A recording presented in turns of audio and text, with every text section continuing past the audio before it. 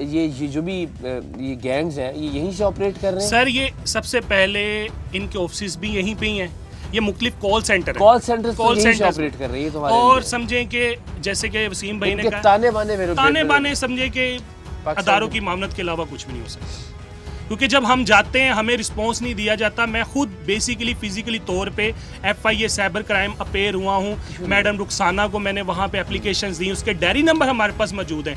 एक भी एप्लीकेशन के ऊपर कार्रवाई नहीं हुई, एक एप्लीकेशन के ऊपर। अच्छा, तो ये डायरी नंबर यानी जब आप गए हैं आपके पास रिकॉर्ड मौजूद है? रिकॉर्ड मौजूद है। कोई एक एप्लीकेशन आप बता रहे हैं हजारों में से ऐसी नहीं है जिसके ऊपर जो किसी भी के ऊपर कार्रवाई हुई हो। लास्ट हमें तकरीबन फेब के महीने में हमें थोड़ा सा एक समझे कि दुख की घड़ी में सांस आया था थोड़ा था, जब SCCP ने ये कहा था हम तकरीबन 75 एप्लीकेशन गूगल प्ले स्टोर से रिमूव करें। तमाम की तमाम एप्लीकेशन जो है करना तो मसले का इलीगल है, इलीगल है। उन्होंने SCCP ने खुद कहा है, मगर लाइसेंस भी SCCP ने सबको दिए।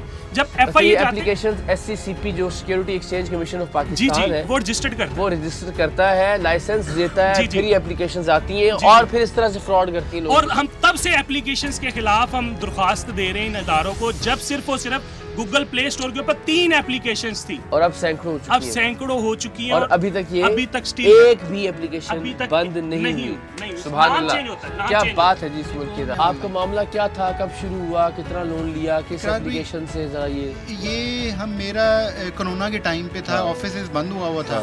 उस टाइम पे जैसे कि बंदा चेक मोबाइल पे मतलब देख रहा होता है रात को अपने बेड पे, वो ऐड आया है कि जी 90 डेज, 91 डेज, 180 डेज भी आए हैं, मगर जब उसको अप्लाई करने जाते हैं तो वो 7 डेज के लिए आ जाता है और उस पर हमें 7000 का बता के 3500 दे रहे हैं। अच्छा। और 6 डेज के बाद आपने 7000 जमा करवाना है। अच्छा, वो जब आपने 3500 जो लिया वो कैसे मौसूल कैसे हुआ आपको? वो इकरार भी उसमें ना हम इनको एक इजी पैसा अकाउंट देते हैं। जो आपका ऑनलाइन मनी ट्रांसफर सर्विसेज है उससे आपको मिल जाती है। ठीक है, ठीक है। वो उसमें उनको देते हैं तो वो भी कुछ टाइम एक दिन के बाद ट्रांसफर करते हैं। ये नहीं कि उसी मजीद 2 दिन गुजर गया, वो परेशानी में रखते हैं बंदे को। अब सबसे बड़ा इशू ये है कि ये जो ब्लैकमेलिंग है ना इनकी, ये नहीं होनी चाहिए।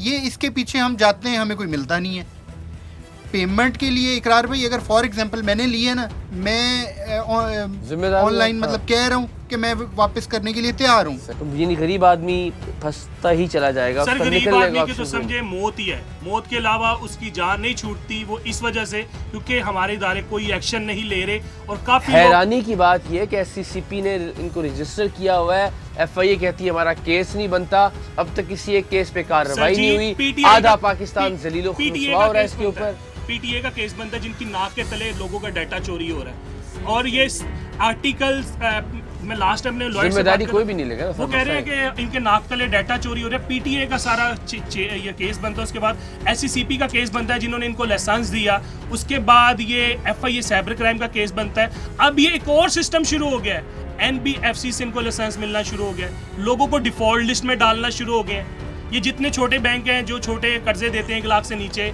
मुख्तलिफ छोटे जो बैंक हैं वो लोगों को डिफॉल्ट लिस्ट में डालना शुरू हो गए हैं। और ये मैं आपको दायरेदारी की बात, ये नोमी भाई की बात को सेकंड करूंगा। अल्लाह ताला की ज़ात को हाजिर नाजिर जानते हुए मैं ज़ाती तौर पर तो ये जानता हूँ कि कम से कम हज़ारों लोग हैं इस वक्त पाकिस्तान में जो इस फ्रॉड से मुतासर हो रहे हैं। और कमाल ये कि किसी भी इदारे के कान पे जूं तक रेंगने को तैयार नहीं है। SCCP आपका security exchange commission of Pakistan जो कि कंपनीज को रजिस्टर करता है, वो कैसे किसी ऐसी ऐप को रजिस्टर कर सकता है जो कि सरीहन ब्लैकमेलिंग कर रही है लोगों के साथ। जो खवातीन जो घर की खवातीन है उनकी तस्वीरों को एडिट करके, उरियाँ करके, बराहना करके ब्लैकमेल कर रही है, ग्रुप बना रही है ख़ानदान के मुख्तलिफ नंबर्स को इकट्ठा करके व्हाट्सएप पर, और वो तस्वीरें वहाँ भेजी जा रही हैं और कहा जा रहा है कि अगर आप ये पैसे, जो कि पैसे भी उसूली तौर पर वो पैसे नहीं है जो पैसे बनते हैं, वो पैसे बढ़ा चढ़ा कर सूद दर सूद उसमें शामिल करके ब्लैकमेल करके वो रकम बनाई गई है कि अगर ये पैसे आप नहीं देंगे तो इन तस्वीरों को पब्लिक कर दिया जाएगा। ऐसे इदारों को, ऐसी एप्लीकेशंस को किस तरह से लाइसेंस मिल रहे हैं और फिर बाकी इदारे कहाँ सो रहे हैं। मैं फिर अर्ज़ कर रहा हूँ कि मैं खुदा को गवाह बना के आपको बता रहा हूँ कि कम से कम हज़ारों लोग तो मुतासरा हैं इस स्कैंडल से जो पाकिस्तान भर में इस वक्त जारी है। और एक और ऐसे ही भाई हमारे साथ मौजूद है। अस्सलाम वालेकुम, कैसे मिजाज हैं, खैरियत से? तो आप भी कोविड के दिनों में ही इनके झांसे में आए इन एप्लीकेशंस के? ये जो एप्लीकेशन थी फर्स्ट टाइम हमने कोविड के दिनों में देखी। जी हाँ। ये पाकिस्तान में इनका काम स्टार्ट हुआ कोविड में। लॉकडाउन हुआ था, लोग घरों में थे, कोई उनका सोर्स ऑफ इनकम था नहीं। जी हाँ। तो लोग जनाब जब घर में बैठकर सोशल मीडिया इस्तेमाल करते हैं तो वहाँ पे इनकी एडवर्टाइजमेंट आनी शुरू हो गई। सही। जैसे ही हमने देखा कि भाई 90 डेज़ के लिए जनाब ऑनलाइन आपको कर्जा मिल रहा है, घर बैठे, पेपर आपको फिजिकली तौर पे अपीयर होने की ज़रूरत नहीं है, कोई पेपर डॉक्यूमेंटेशन नहीं है, आपको घर बैठे आपके नंबर के वॉलेट अकाउंट के अंदर आपको रकम आप रिसीव करेंगे और उसके ऊपर ड्यूरेशन बता रहे हैं 90 डेज़ का, 180 डेज़ का, 360 डेज़ का, और आपको मिनिमम अमाउंट बताई जाती है 25,000 से लेकर 50,000 तक आपको जनाब हम लोन घर बैठे आपको हर प्रोवाइड आदमी करें। चाहेगा कि यार चलो वक्त बुरा मुश्किल वक्त है कि गुजर और जाएगा। सबसे बड़ी बात ये है कि लोग इस स्कैम इस वजह से फंसे हैं कि लोगों उनकी एडवर्टाइजमेंट जो है वो बहुत ज़्यादा थी, ठीक है। और लोग जनाब जब धड़ाधड़ इन एप्लीकेशंस को डाउनलोड करते हैं तो जैसे ही आप डाउनलोड करते हैं तो वो मोबाइल की एक्सेस मांगते हैं अकाउंट जनरेट करते हुए कि आप अपने अलाउ करें। जैसे ही आप अब देखा जाए गूगल प्ले स्टोर पे जितने मोस्टली एप्लीकेशंस हैं वो तमाम एप्लीकेशन जो है वो एक्सेस मांगती हैं आपके मोबाइल की। सही।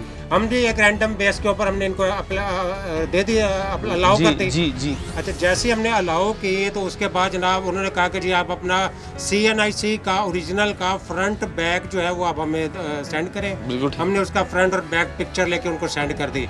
उसके बाद जब हमने उनको एक्सेस दी कॉन्टैक्ट लिस्ट की तो वो आप कहते हैं जी इसमें से 5-6 कॉन्टैक्ट सेलेक्ट करें जो आपके जनाब ग्रैंडर्स होंगे, और वो आप 4 कॉन्टैक्ट आप सेलेक्ट करके फ्रेंड के मैंने उनको दे दिए। अच्छा, जब ये प्रोसेस कंप्लीट हो गया तो उसी वक्त सिनेरियो चेंज हो गया।